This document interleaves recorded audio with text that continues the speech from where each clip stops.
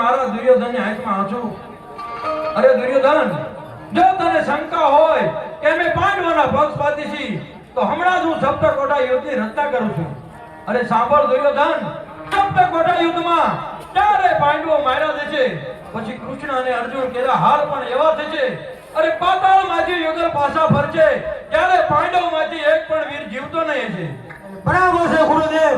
તો હવે તમે મને સમજાવો કે કેવી રીતે કોઠા રચવા અને કેવી રીતે યુદ્ધ કરવું. સાંભળ દુર્યોધન, પહેલો